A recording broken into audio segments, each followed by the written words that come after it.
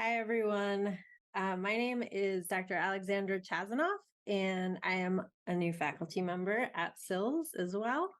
And I teach and conduct research in the areas of born digital curation and preservation with an emphasis on community-driven approaches. So, what does that mean exactly? Well, I look at how different communities of practice interact with heritage materials, and I use that um, towards an understanding of the development of new models and approaches for digital curation practices, particularly for born digital materials. So at UNC, I'll be teaching primarily in the archives and records management concentration. Some of the courses that I will probably be teaching is the one that I'm teaching right now, community archives. But also in the future, I'll be teaching classes like digital preservation, electronic records management, introduction to archives, and digital cultural heritage projects. And I'll talk a little bit more about those in a minute. I use situated learning in my classroom environment. So that essentially is emphasizing a learning by doing approach. And so I tend to use activities and exercises that really focus on how you actually do what you're learning to do, right? So in digital curation, that might involve file naming exercises or trying to learn more about using best practices that are always emerging in the field and applying those to a collection for metadata enhancement. On the research side of things, I use digital curation to think through some of the opportunities and challenges that the digital landscape presents to cultural heritage, and to do so from a community-centered perspective. So, for example, one of the phenomenon I've been studying for the last decade or so involves the socio-technical problems that plague archivists who are processing born digital materials. There's been a noted disconnect between how different stakeholders view digital preservation and digital curation, and how the information needs of sort of boots on the ground practitioners are dealing with these problems. And so, for example, this disconnect impacts how decisions are made institutionally, how goals are set, and how quite frankly, collections are processed. And so, what we're finding in the last sort of 5 years or so is that because born digital information requires new tools, new approaches, new techniques, archival practitioners are under-resourced and often having to sort of shelve these really sensitive and fragile materials. And so there's this real stopgap that's happening in the born digital archival processing world. And so another aspect of my research related to archives, not just as a place of kind of organizational work, but also as a site for negotiating memory making and power and the enduring cultural record.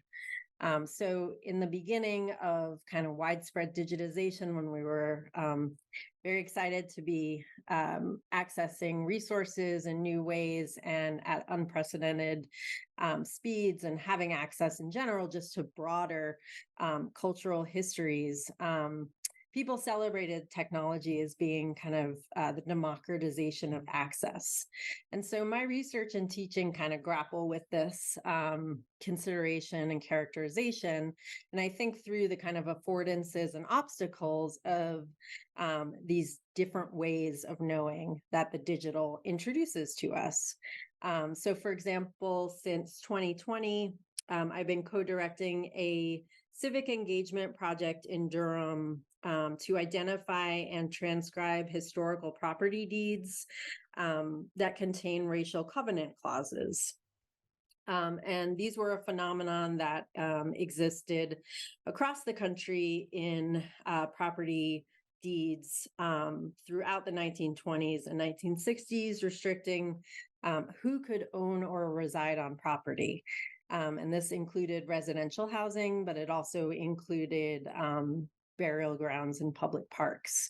And so as we've moved through the transcription process of the work we've been doing, our project goals have actually changed quite a bit based on the organic growing of our community of practice.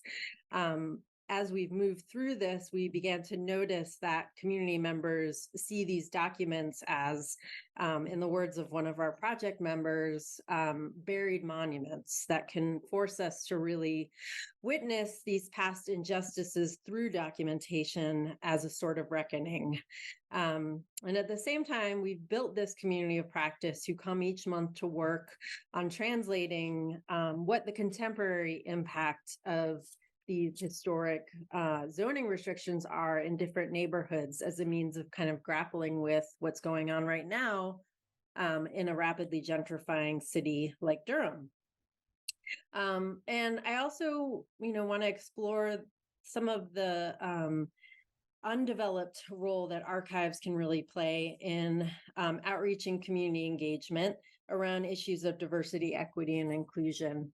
In previous incarnations of a class I taught called Digital Heritage Projects, which I will be teaching ideally here, we have created digital history projects from curating archival primary sources. So essentially asking, how can we use primary sources to share the story of a particular community? And how can we do that ethically while centering the community whose story we are telling? Right. So one semester, our digital projects class focused on the Hayti community in Durham, which is often referred to as Black Wall Street. And many of the businesses there were destroyed during the period that the city called urban renewal. And our class took the time to sort of learn who and how the people involved in those businesses were, and sort of what their stories were, and who was still alive to talk to us. And so we did the work of publishing those stories. And my hope at UNC is to sort of build out a sort of community data lab space where students can work directly with community members to tell stories and get hands-on experience in diversifying the archival record at the same time. And from a research perspective, I continue to be really interested in how these sorts of experiences with difficult historic data can also be sources of empowerment for communities. So I look forward to working with you all, and please do get in touch if you are interested in any of these projects. And thank you for your time.